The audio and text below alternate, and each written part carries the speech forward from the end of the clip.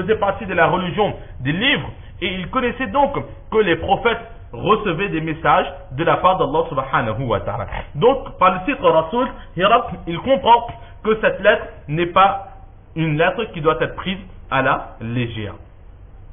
Et aussi, il va directement à l'encontre de la croyance de Hiraql et des chrétiens. Tout de suite, qu'est-ce qu'il dit? Il dit que je suis le serviteur d'Allah et je suis l'envoyé d'Allah.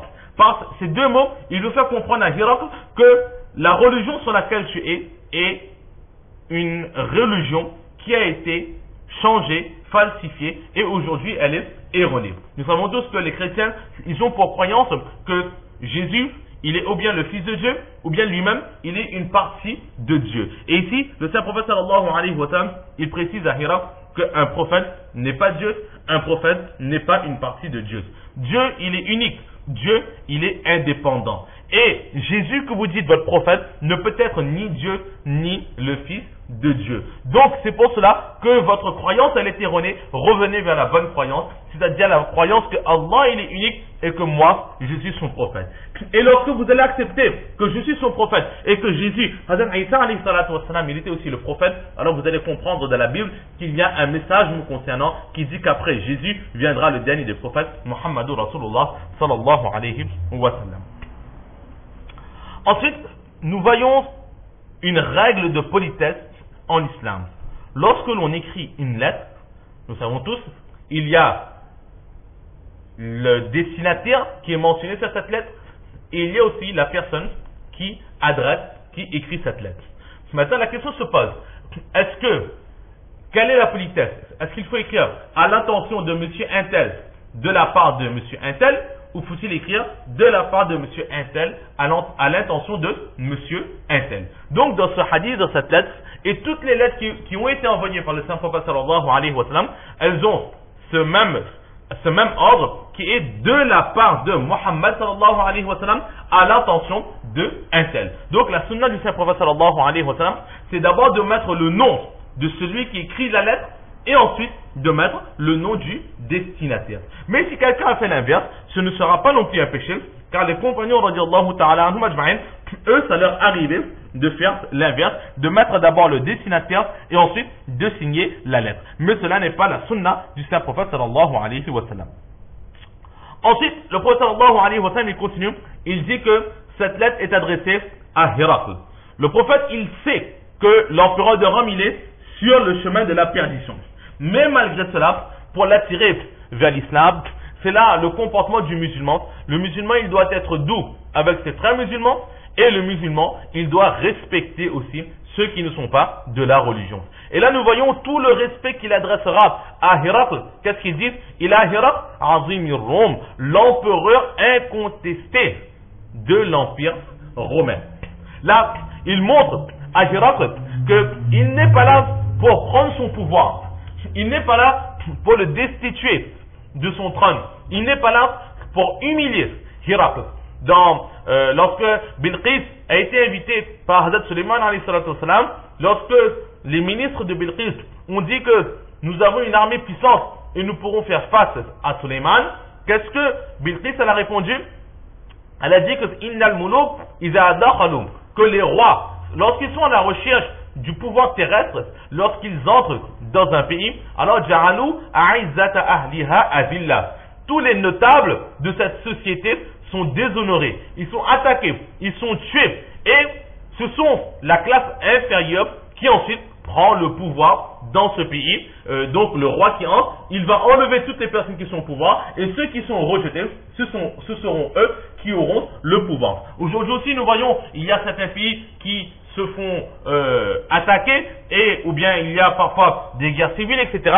Et nous voyons que ceux qui sont au pouvoir sont rejetés, et c'est la classe inférieure qui prend le dessus. Et là, le prophète sallallahu alayhi wa sallam, justement, il veut montrer que moi, je ne suis pas comme ces rois. Je ne suis pas à la recherche des biens éphémères, mais la seule chose qui m'intéresse, c'est que tu te plies aux ordres d'Allah subhanahu wa ta'ala. Gère ton pays, dirige ton pays, gouverne ton pays. Tu as un peuple, garde tes richesses, fais ce que tu veux. Tu resteras Azim Rum, tu resteras l'empereur incontesté. de l'Empire romain, mais moi, ce que je veux, c'est tout simplement t'inviter vers l'islam. Donc, de cette façon, le prophète sallallahu alayhi wa sallam, il n'a pas offensé l'empereur de Rome, il lui a bien montré que ce que je veux, c'est tout simplement que tu acceptes l'islam. Et c'est un enseignement que nous retrouvons aussi dans le Coran, Ud'u ila sabili rabbika bil hikma. Allah dit, invite vers le chemin de ton Seigneur avec beaucoup de sagesse. Wal maw'izat al hasana, et avec les meilleures paroles, les paroles les plus douces. Et Hazrat Moussa et Haroun alayhi salatu wassalam, ils ont eux aussi reçu l'ordre d'Allah subhanahu wa ta'ala. Lorsqu'ils sont partis appeler Pharaon vers la religion d'Allah, Allah les a ordonnés, faqula lahum qawlan layyina. Parler avec Pharaon avec beaucoup de douceur. Et ensuite, le message du Saint-Prophète sallallahu alayhi wa sallam, Salamun ala man ittaba al-huda, que la paix descende sur ceux qui sont sur le chemin de la droiture. Dans cette phrase, il y a un message très direct pour l'empereur romain. Le prophète sallallahu alayhi wa sallam, il sait que l'empereur romain, il connaissait très bien sa religion. Dans les livres, dans l'histoire que nous lisons aussi en France, nous voyons énormément que les rois étaient très pratiquants. Les rois de l'époque étaient très pratiquants. Donc Héraclès, il connaissait parfaitement sa religion. Il n'était pas prêtre, mais il avait tout autour de lui énormément de prêtres et de savants religieux qui l'enseignaient et qui le guidaient sur le chemin du christianisme. Donc les Romains, ils se croyaient sur le droit chemin en se disant chrétiens, suivre la religion de Jésus. Donc, étant donné qu'ils se sentent sur le droit chemin, le prophète sallallahu alayhi wa sallam dit Salamun ala man ittaba al-huda, que la paix soit sur les gens qui sont sur le droit chemin. Tout de suite, Hiraq, il prend cette salutation pour lui immédiatement que je suis chrétien, je suis sur le droit chemin. Donc, Mohammed, l'arabe, il a envoyé les bénédictions et les salutations sur moi. Mais, tout en étant chrétien, le prophète sallallahu alayhi wa sallam le laisse comprendre que tout en étant chrétien, tu sais que donc, étant chrétien, tu te crois sur le droit chemin, la paix sur toi. Mais un chrétien, c'est celui qui accepte la religion de Jésus dans son intégralité. Et Hazrat Isa alayhi salatu wa sallam de sa religion, c'est quoi? C'est que je suis venu مصدقا لما بين يدي ومبشرا برسول يأتي من بعدي اسمه أحمد. Dans le Coran aussi, Allah subhanahu wa ta'ala, il relate ces paroles de Hazrat Isa alayhi salatu wa sallam. Je suis venu approuver le livre qui a déjà été envoyé, c'est-à-dire la Torah, par la Bible. Je ne fais que compléter la Torah, mais surtout, je viens vous donner la bonne nouvelle de l'arrivée d'un prophète qui sera après moi. Il s'appelle Mohammed.